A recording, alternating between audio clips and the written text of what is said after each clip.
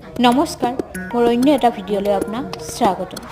আজি আমাৰ আইতাৰ বছৰীয়া, সেয়েহে খাই ঘৰতে জ্ঞাতি মাতি আনি গীতা পাঠ কৰোৱা হ'ল। গীতা পাঠ শেষ হোৱাৰ পিছত চাহ তাহ খাই মাহ প্ৰসাদ বিতৰণ কৰিলোঁ। আমি মাহ প্ৰসাদ সকলোৱে খালোঁ।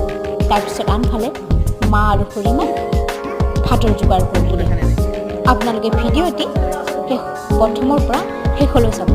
ভাল লাগিলে লাইক, কমেণ্ট, শ্বেয়াৰ কৰিব আৰু আপুনি যদি নতুনকৈ চাইছে তেতিয়াহ'লে ছাবস্ক্ৰাইব এটা কৰি দিব।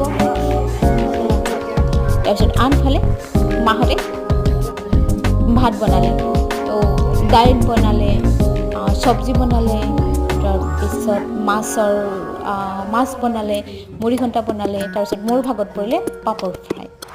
আমি এনেকৈয়ে মাছ, দাইল, চব্জি, বেঙেনা ফ্ৰাই, পাপৰ ফ্ৰাই আৰু চাটনি ধুনীয়াকৈ খানা খাবলৈ আমি বহি গ'লোঁ। মা, খুৰীমা, পেহীহঁতে সকলোকে দিলে। আমি মানে ঠাণ্ডা যে সেইকাৰণে অকণমান হেল্প কৰি দিছোঁ। তাৰপিছত ভাবিলোঁ আগতে খাই লওঁ। তাৰপিছত আমি খাবলৈ বহিলোঁ। তাৰপিছত আমি খোৱা লোৱা কৰি সকলো খোৱা কৰি গ'ল।